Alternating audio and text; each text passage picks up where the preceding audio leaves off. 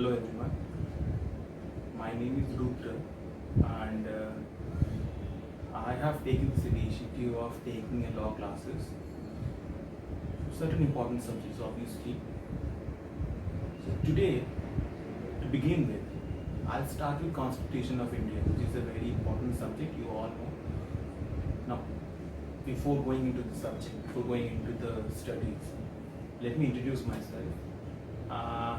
My name is Rudra Prasad Sena. I'm a practicing lawyer. I practice in Supreme Court of India and Calcutta High Court. And apart from that, obviously I practice in some of the important tribunals in India, including Securities Appellate Tribunal, Debt Recovery Tribunal, and with regard to the company laws, there is an NCLT, so National Company Law Tribunal. I practice there as well. But primarily I practice in Supreme Court of India and Calcutta High Court. So before anything, let me tell you a few things about myself. I am a kind of a person who was always into studies. Before studying law, I have studied other subjects as well. My qualification, I'm telling you, this is, though it's not very important, but still there are some references with regard to that. I am a BBA, MBA, LLB, LLM. LLM, I'm a gold medalist in LLM, and I'm also a law research scholar. Right. Apart from that, apart from that, I already have this few certifications with regard to cyber law and all. So they are different. They are totally with regard to the practicing thing. And I have been practicing law, say, for about 6 to 7 years now. Before that, I used to work as a management consultant, which already I'm doing. Now, why I told you why I came down to law and all, this is a bit important thing I'm going to tell you. You may always skip in the video if you want to. But there is a reference with regard to why I have come to this profession and why I'm practicing law. I was very happy with my management education and all, management practicing. Now, at one point of time, I found that it is really important to know the law of land. It is really important. We have all studied law to some extent in some other subjects, like in MBA and BBA also. I have studied a lot of company law and all. But while in practice, while you are working somewhere, until unless you are working in a company, that's a different issue altogether. If you are really practicing, if you are forming company, if you are appointing auditors, if you are working as an HR, then you need to know the labor laws and all. Now, obviously, if there is a litigation with regard to a company, if you are working for a company, there is a litigation. If you are working independently as a consultant for some people, then always there is a litigation. Those litigations only, people come to you, right? So you'll find that at one point of time, you will not be able to provide the entire solution to them, since at the court of law, advocates are required. So I thought it is really important, since I am working in a periphery, it is really important for me to know the law, and the law of land is really important to be known to each and everyone. If I know law of land, it is very important. I can come to know about it. The moment I study, I'll get a knowledge of all the laws of land. And if I get a degree in law, obviously I'll be able to practice law if required. So then I got an interest into this particular law and all. After MBA for about 6, 7 years or 8 years, I have worked in many companies, some research organizations as well, and I had a management consulting as well, consultancy as well, where I used to consult and give a lot of solutions to the companies primarily with regard to labor compliances, law compliances with regard to the taxation, compliances with regard to the SEBI, the Securities Act and all. If those who are not like having an idea with regard to this thing, they will gradually come to know about it. Okay, now with this, while I was studying law and all, I developed a lot of interest into this particular law subject. Why? I was already having an idea of what is happening and all, but I never had the in-depth knowledge of the structure of law, the basis due to which the subjects of law have derived, and they are prevailing, and we all are basically into what I can say in practice of it. All are practicing law. Some are in court of law and some in some other way. So now I found it really important to understand the Constitution of India, since that is the basis of all law subjects. Whatever laws are there, it is the basis, and it is existing because of the Constitution of India. It is like, until and unless there is a soil, there is a fertilizer in it, then only the roots grow and then only the plants come up. Now, if there is no Constitution, you won't be able to have a basis or parameter to judge what is right and what is wrong, right? So I developed that, and then later on I found that what I was trying to do with regard to the studying of law, that came into me, and I started, after I qualified LLB, I started practicing, and then together with that I was doing LLM, and in LLM there is a difference between LLB and LLM. In LLM, it's not that any other subject. This is for someone who is new to all this, or maybe not very much acquainted with what is happening in the real world. I might be having a lot of this thing viewers, and I'm sure I'll be having a lot of viewers because you will all get benefited to some extent. That is what I think of. And someone who is a law student or is trying to pursue law or have an interest in thinking of getting into law, for those people I'm telling you, there's a difference between LLB and LLM. In LLM, what you do is you try to have a research and an analytical idea of the laws persisting in India, if it is for India. So that is more an analytical part, and in LLB you get a grasp of the basic subjects, right? And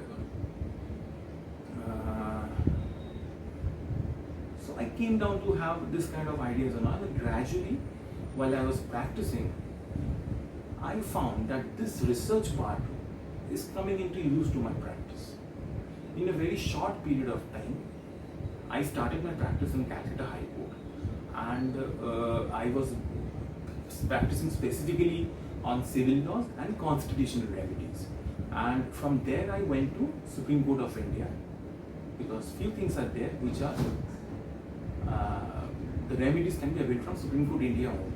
So obviously we'll come to know like a lot about those things in the later part of my lectures.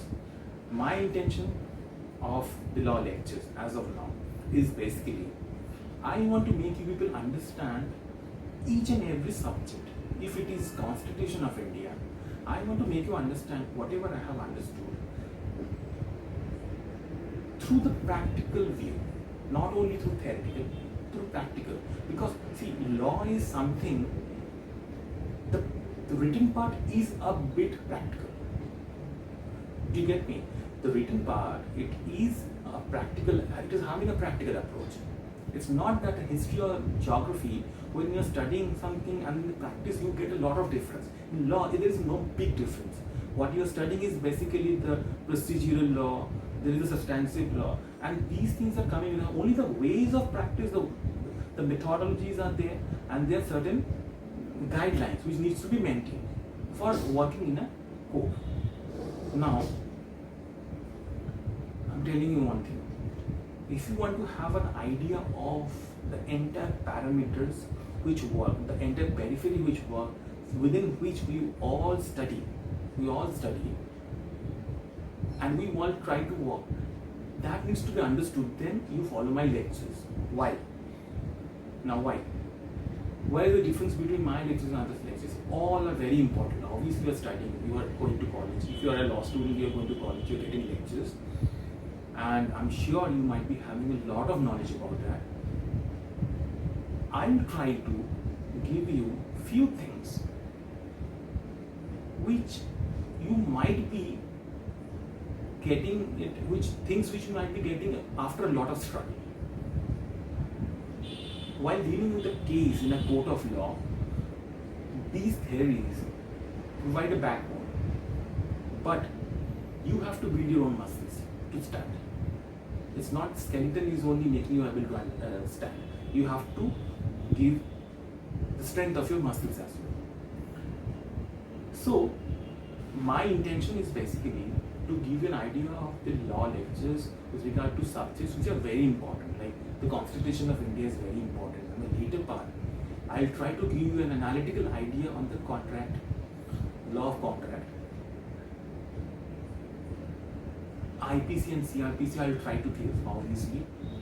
And law of tort.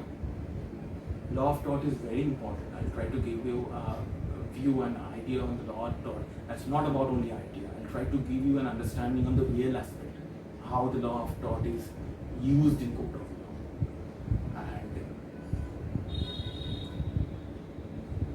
few other things are there, like the environmental laws are there, consumer protection law is there, which are very important and they come to a lot of use, lot in our use. So, but thing is that you have to understand Constitution of India very well. For those like who are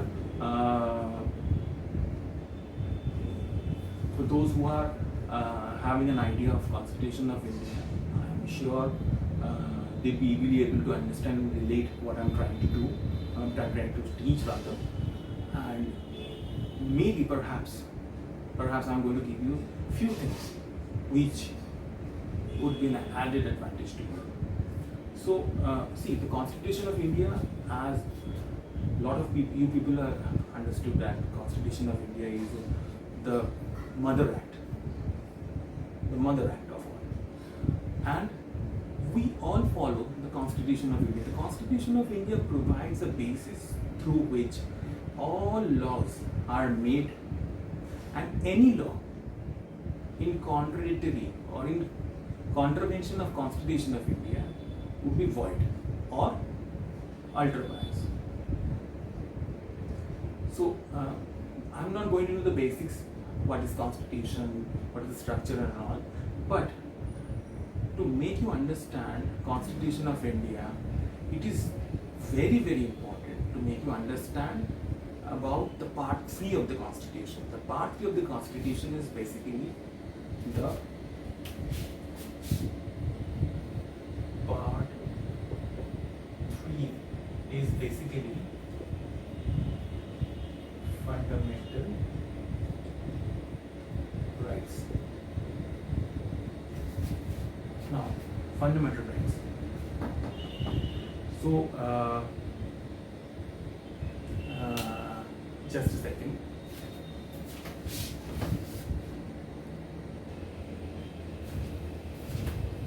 Yeah, sorry.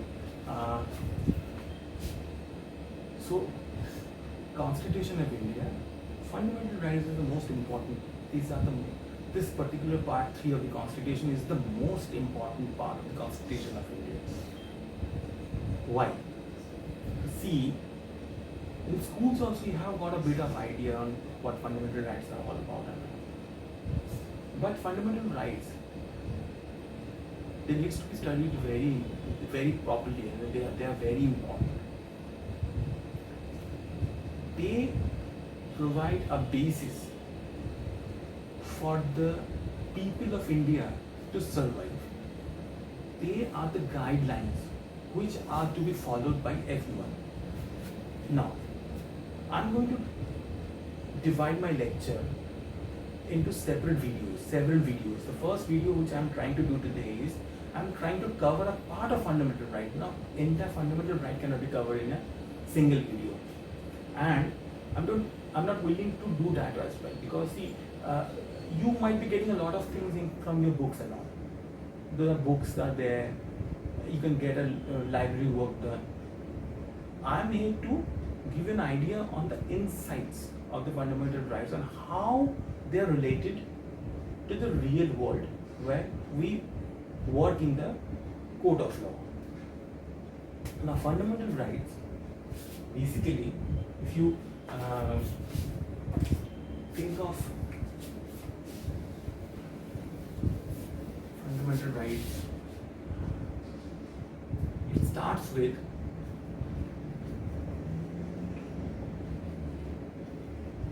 Article 12, which is the state.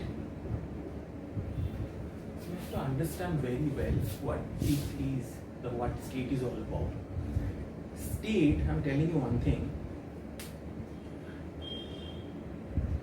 If you can have an understanding of what state is all about, you will be able to manage your cases in the read jurisdiction of High Court and Supreme Court of India.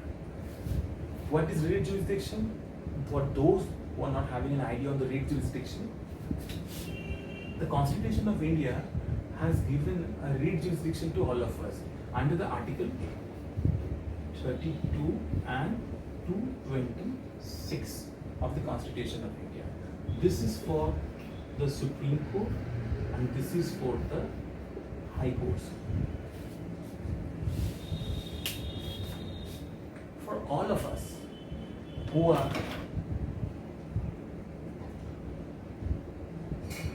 citizens, and even if someone is not a citizen of India, they are guaranteed certain rights by the Constitution of India. Now, these rights are very important and they provide the backbone for us to survive, to live peacefully. If a fundamental right is affected of someone, then that person can straight away file a writ suit, a writ in the High Court or the Supreme Court of India. If it is with regard to the contravention and infringement of a fundamental right directly, that person need not go to the High Court. There is no need. He can straight away go to the Supreme Court of India and file a writ file under Article 32 of the Constitution of India. Suppose you are applying for a job in a government body. There is a procedure, forms come out, you have to fill in the forms and do that. And then there is a reservation for SC, ST and OBC as per the rules. You are having a quota of SC. So there is a relaxation for SC. When you apply, that particular company or government body, government organization rather, it says it discards your application on the basis of your marks. Though your criteria, you are eligible on the basis of your quota, you are being eligible, but they have simply discarded your application and they have rejected your application, saying that your marks criteria is not suiting us. They have marks criteria of 45%.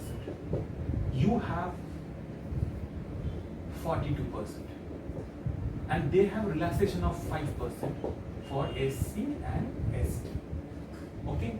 So you are eligible since you are an SC, but still you have been deprived. So what can you do? You can straight away file a writ under Article 32 of the Supreme Court of India that my fundamental right has been infringed. What is your fundamental right? Your right to get a reservation under Article 16 of the Constitution of India. That we'll study on the later part of the videos, or maybe on the later videos. this is really important. Why I am doing this? Before starting, I am doing all this because it is really important for you to make an understanding about the relationship. See, Constitution of India is such a subject. If you study, you cannot study unit-wise. They are all interlinked. They are all interlinked. And specifically with regard to the Part 3 of the Constitution, you have to understand that Part 3 of Constitution, they are all interlinked with the other parts as well. So, we're coming down to the what we are studying, right? So, this is with regard to the state. Now, what is state? State includes the government bodies, to be very precise. There is a segregation with regard to the state there, the executives and all, and then the government or the local authorities are there. Now, those who are coming under the state, right?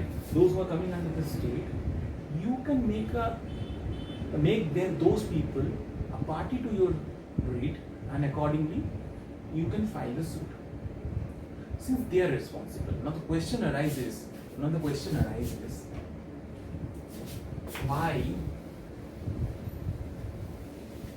Question arises. Why this state is important? The state. I'm giving you an idea about what state is all about. See, state, I'm telling you, to be very precise, state includes, if you go to Article 12, it says the state includes executive and legislature of union and states and all local authorities within the territory of India under the control of government of India or government of states, state governments rather. So basically, if you see that state includes executives and legislature, you might be having an understanding on what executives and legislatures are all about. This is very important. There are three pillars to the democracy. You might be having an idea of that. One is legislature, then the executives, and then there is the judiciary.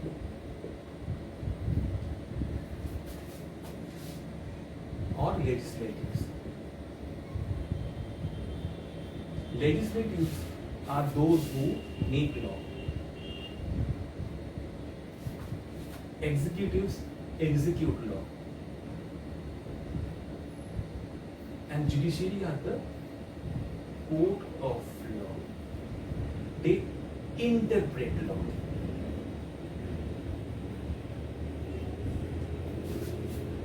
Right. A law is made. Okay. If a law is made, you have to understand this law shouldn't be in contravention to Constitution of India. It should not be in contravention to Constitution of any law. Should be in commensurate with the Constitution of India. Now, these laws to be executed by the executives. The executives are like the persons who are responsible for the administration of the law, executing of the law, like the IS people are there, the IPS people are there, and then the government executives are there who are implementing the law, right? For instance, there is a act with regard to the control of crime, which is Indian Penal Code, and for the functioning of the code, there is a CRPC. There is a code which is Code of Criminal Procedure. These laws are to be followed by the police for the implementation of criminal justice system. With regard to control of your civil laws, there is a Civil Procedure Code. That code has to be followed. A company, a government organization, if it is functioning for the regulation of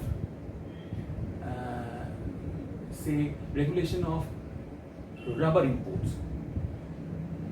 Now there is a specific act with regard to the import of rubbers.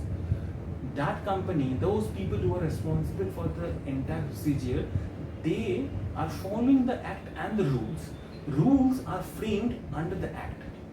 Rules and bylaws, they are under the act. So therefore, they follow those things, those particular rules and acts, and those rules and acts, they are made by these legislatures. These legislatives who are there in the parliament or in the state legislature, they make the laws for the state. State legislatures are there, they make the state laws. In the parliament, the central laws are enacted. Now, how central law, how these acts are done and all, they are in a different part. Why this is important, why I am telling you all this with regard to the state. These laws are made. They implement these executives. Now, while implementing this, a lot of people come across a lot of problems. Like I mentioned, with regard to the reservation part, with regard to that particular example which I gave you. If someone is deprived, then we'll have to go to the judiciary. Like we went to the Supreme Court of India, that my right has been infringed.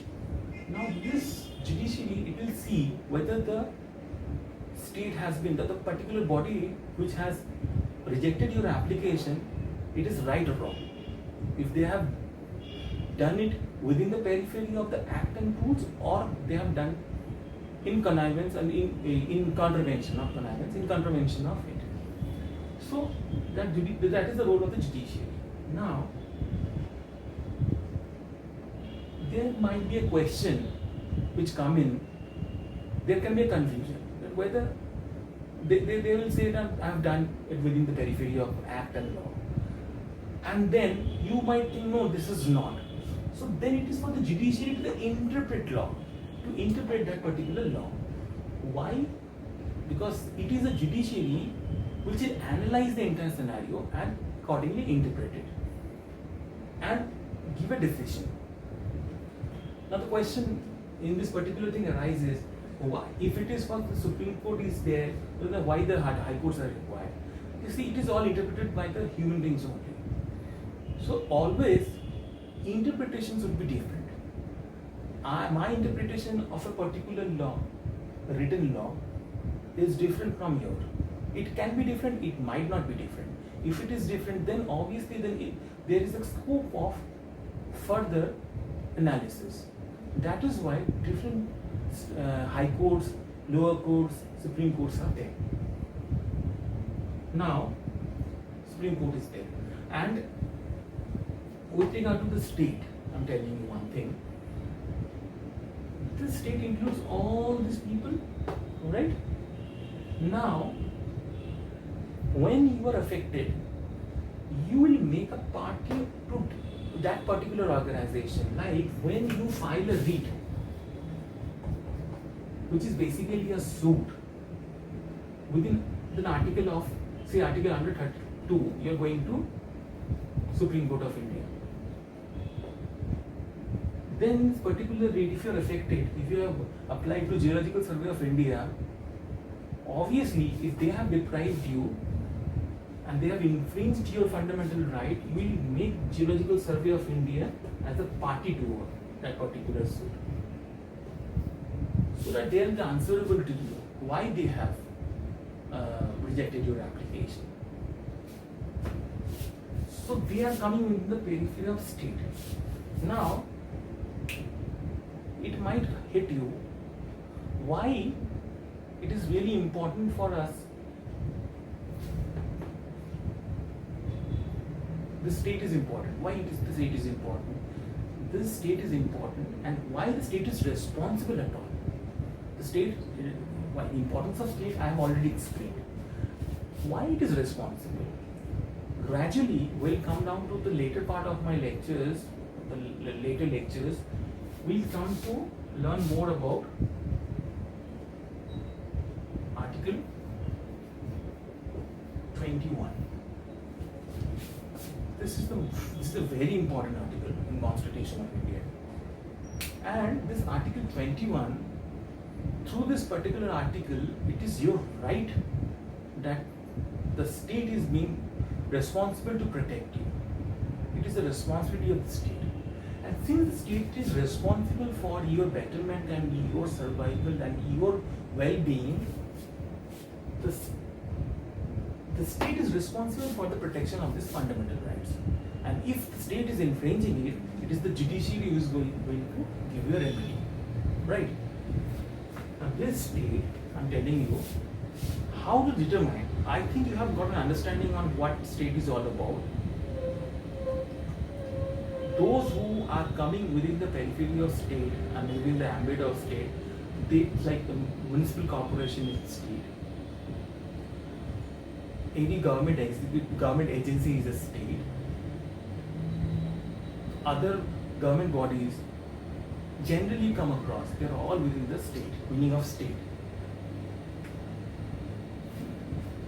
Like Steel Authority of India is within the meaning of state. ONGC is within the meaning of state. Okay, so these things are already in the books and you will come to know about that. Now, few companies are there, few bodies are there which are not within the periphery of state. Not within the periphery of state. So you cannot make them responsible for enforcement of your fundamental rights. Now, how to determine which organizations are not within the periphery of or within the meaning of state?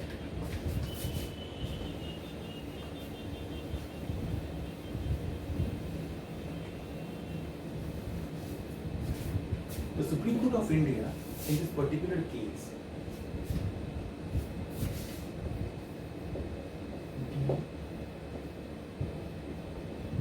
R.D. Shetty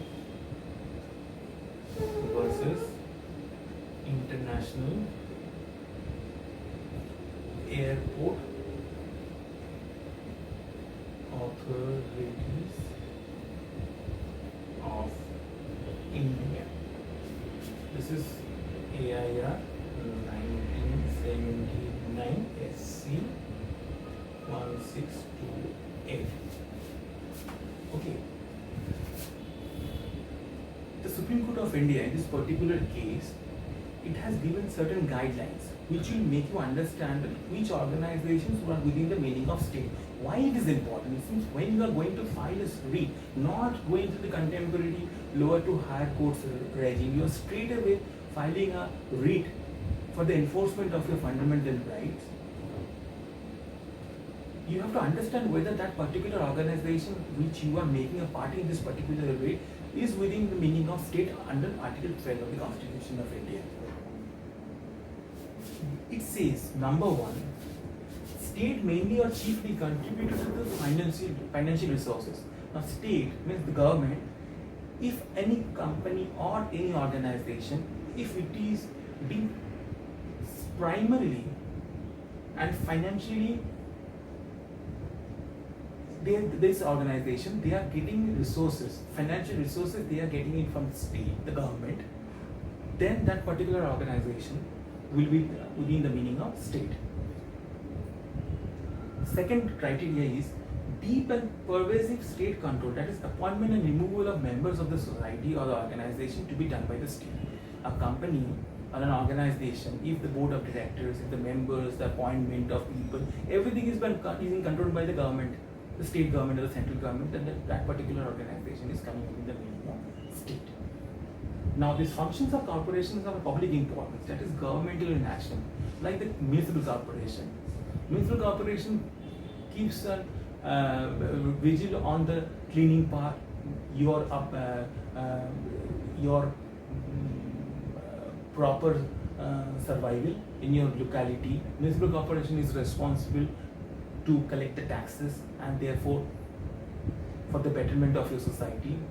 They plant trees, they clean garbages, they make roads and a lot of other functions municipal corporation does. Now this particular functions are governmental in nature. So obviously, and either way that particular this municipal corporation is being controlled by the government. The government people are already there. So obviously that is a criteria. If a government department is transferred to a corporation, if a government department is transferred to a corporation, corporation means an organization which is made within the meaning of the statute of the parliament. Now, if a government department is transferred into the statute of the corporation or something like Life Insurance Corporation of India, that is within the meaning of state. Corporation enjoys monopoly status, which is state conferred. If a corporation is having a monopoly status, like the Airports Authority of India, they are primarily controlling the airports all over the country. So they are within the meaning of state. Now, there is yet another important. So these are the criteria I told you. They are really important in having an idea now which organization is state, and accordingly you can proceed to help the one who has been whose rights has been fundamental has been infringed. Now there is yet another case which is very important to be mentioned over here. It's Ajay Hasia's case. In this particular case, it has been held that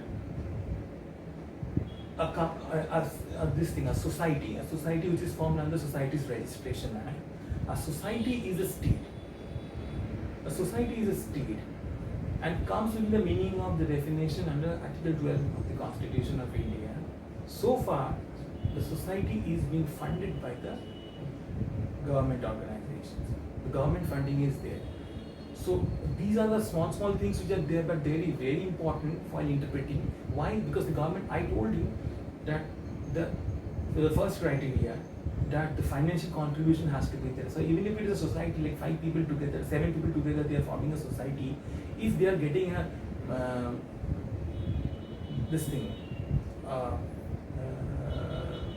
what is it, like contribution, or they are getting a benefit from the government, that will be constituted within the meaning of state, right? And in Chandramohan's case, there is a case, Chandramohan's case, I'm writing it down.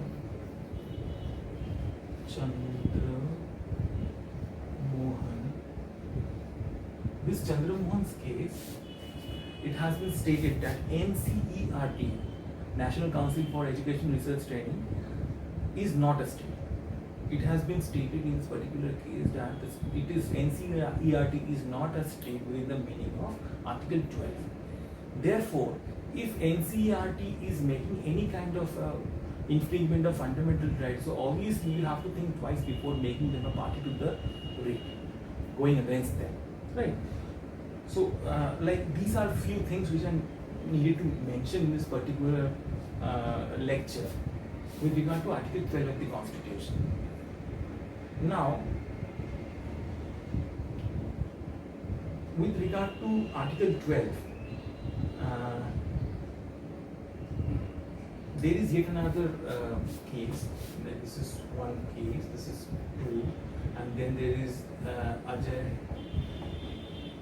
Hasia, and then there is an important case. This case I am telling you because the moment you take a view of this case, you will be able to understand and relate why the state, I am telling you, why the state is so much important to be interpreted. And then there is Z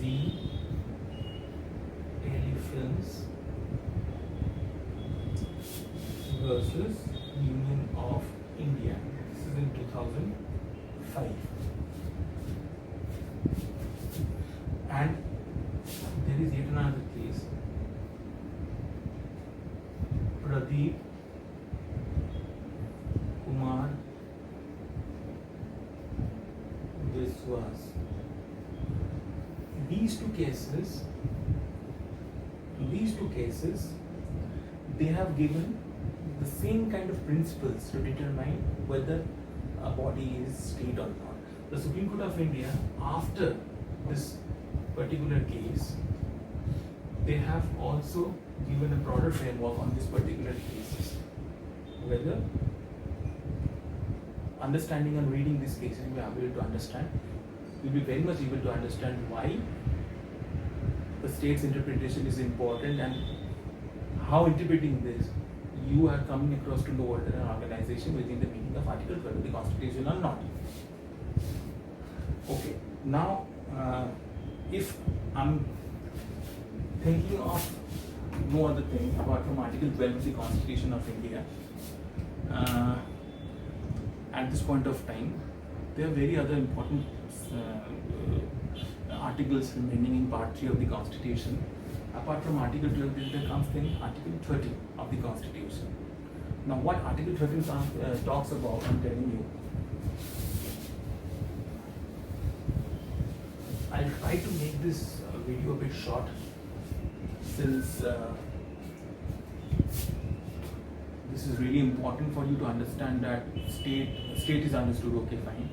And this particular part of the Constitution, the Part 3 of the Constitution rather, it is so important that it needs to be segregated in separate videos. Now Article 12 is done.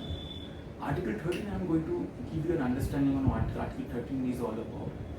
The next video, I will try to make an understanding of Article 14, which is with regard to the equality, and it is very, very important. Okay.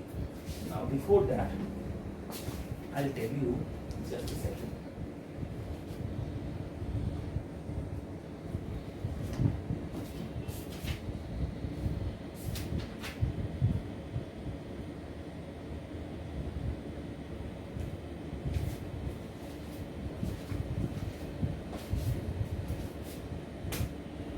This is the BEAR Act which I'm having, and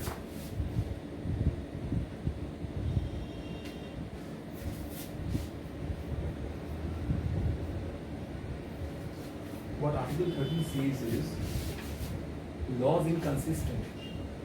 Where is Article 13? Yes. Laws inconsistent with or in derogation of fundamental rights. Now, those laws inconsistent or in derogation of fundamental rights. Those laws which are in derogation or in contravention of fundamental rights, how those laws to be treated?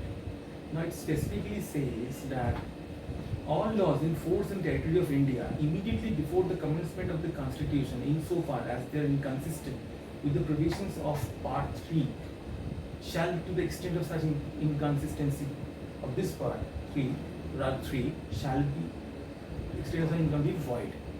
So basically, laws before 1950, right? Those laws, when the Constitution of India came in force, before that, those laws which were there, they will be void. Okay. So, provided they are inconsistent with the Constitution of India, Part 3 of the Constitution, that is the fundamental rights. So any law which was made by the British people, and if they are not in parity with the fundamental rights as described in Part 3 of the Constitution of India, those laws will be void. This is Article 13, Clause 1. And Clause 2, it says that states shall not make any law which takes away or abuses the rights conferred by this part, and any law made in contravention of this clause shall, to the extent of the contravention be void. So, the state, it is very important, this state, if it is making any law which takes away your fundamental right, that law, so far it is in contravention or inconsistent to the fundamental rights. That the law which is in contravention to your fundamental right or takes away fundamental right, the extent to which it is being taken away, that particular part will be void. Right? I'll give an example. There was a section 66A of Information Technology Act. This 66A, it had certain restrictions with regard to the freedom of speech and expression. Information Technology Act is basically related to the control of how messages and media is being transmitted through the internet or through computer peripherals. Now, this 66A had certain restrictions with regard to the with regard to your circulation of information through the internet and computers.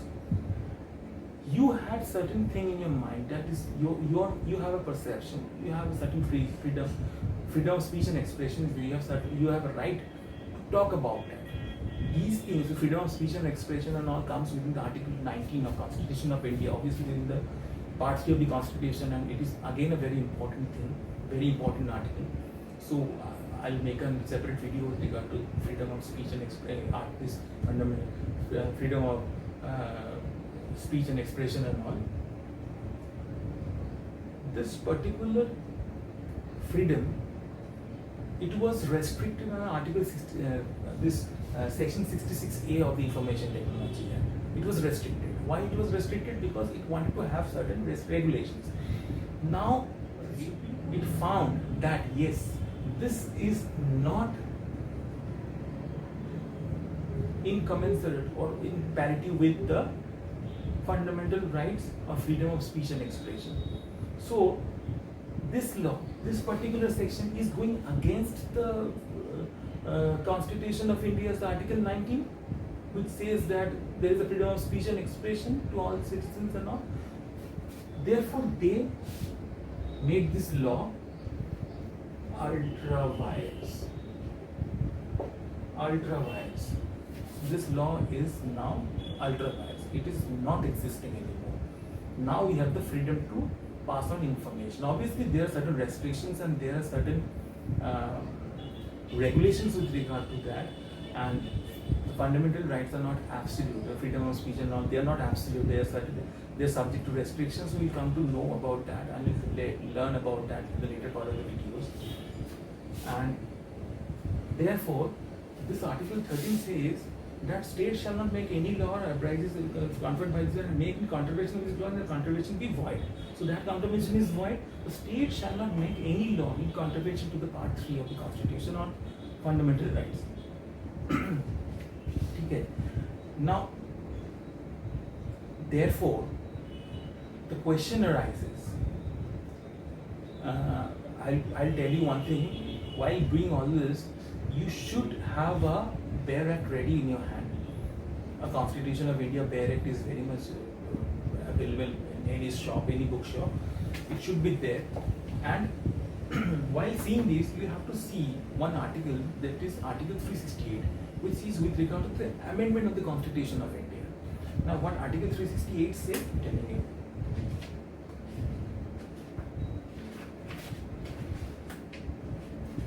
I'm going to take a roundabout with regard to the connecting articles, and that is the only way we have an understanding on the practical part of the subject. Right. Now 368 says the power of Parliament to amend Constitution and procedure thereof. It says, notwithstanding anything in the Constitution, Parliament may, in exercise of its consistent power, amend by way of addition, variation or repeal any provision of the Constitution in accordance with the procedure laid before in this article. Now then it says how to amend the Constitution. That procedure is written down. Now, with regard to Article 13, so I can obviously amend the Constitution of India, right? Now, question arises whether I can amend the Constitution of India. If I can amend the Constitution of India, can I amend this Part 3 of the Constitution of India? The question arises whether can I amend Part 3 of the Constitution of India? What is the answer? The answer is yes. Yes, you can amend the Part 3 of the Constitution of India. The fundamental rights can be amended, and it has been amended several times. but but but but but that amendment should not affect should not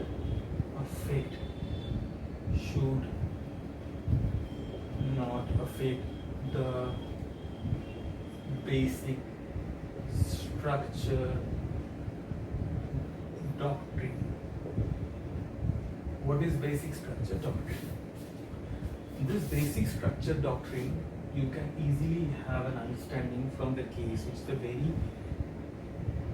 very important case and one of the founding cases of the Constitution of India, with the cases which has given a new dimension to the Constitution of India since it was formed. Kesavananda Bharati. This case, Kesavananda Bharati, has given a lot of dimension. It has given. Now, this case, it has given a reference to this particular point and the question whether the Part 3 of the Constitution can be amended. Yes, it can be amended, but it is subject to the basic structure doctrine. The basic structure should not change. You can amend, but you cannot take away my fundamental right of freedom of speech and expression. You cannot amend my freedom of speech. You just cannot repeal it. You cannot repeal my right of freedom of speech and expression, right? So far, it is not affecting my legal right, my fundamental right, not legal right, fundamental right. It can be amended. Now, even if the amendment is done, and somebody thinks that this amendment is not in accordance to the Constitution of India, then obviously the judiciary is there to interpret the amendment, and if required, that amendment will be declared void.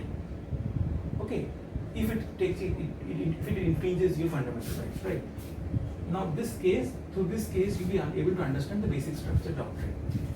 So, this Article 13 says, yes, the state shall not make any law or take away any law conferred from this part.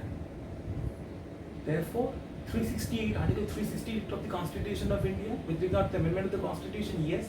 Part 3 of the Constitution, yes, it can be amended, but without affecting the basic structure doctrine. The basic structure should not be affected. And this basic structure, what this basic structure includes, you can always have an understanding. I'll try to give you a few notes with regard to the video.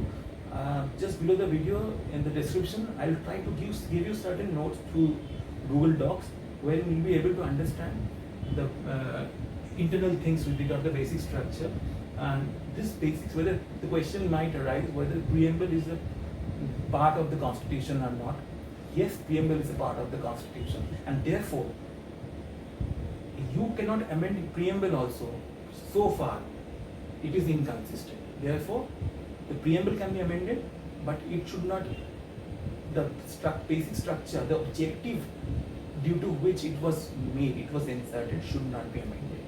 Now, preamble and all, you might be having a lot of ideas with regard to the preamble and all. If required, if you request me, I'll make a separate video with regard to preamble, which is very important.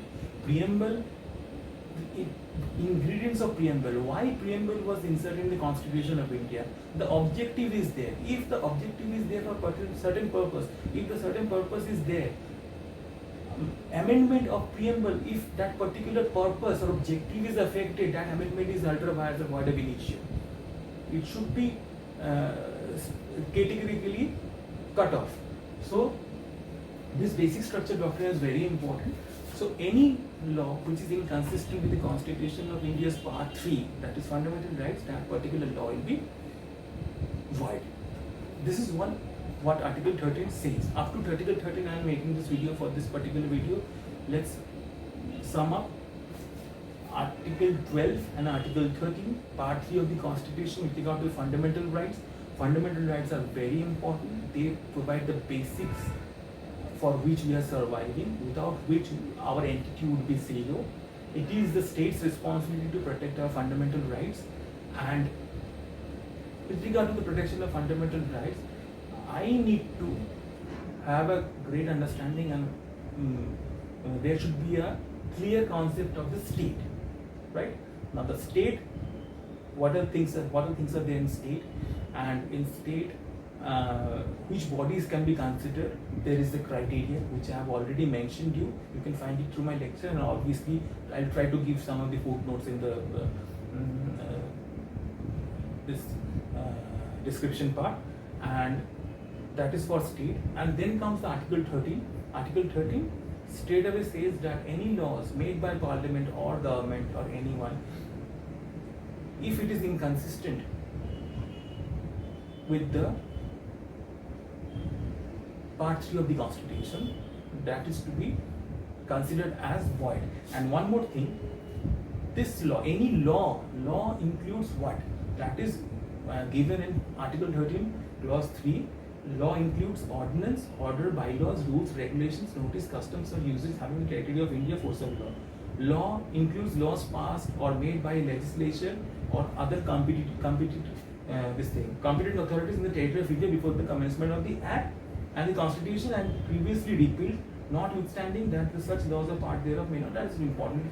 So basically, laws, bylaws, rules, regulations, orders, whatever it is, if that is not incommensurate to Article Part 3 of the Constitution, that is to be declared as void. That is to be considered as void. So this is what we are ending with this particular video, Article 12 and 13. On the other video, I'll try to make a clear understanding and the practical implication of Article 14, 15 and 16.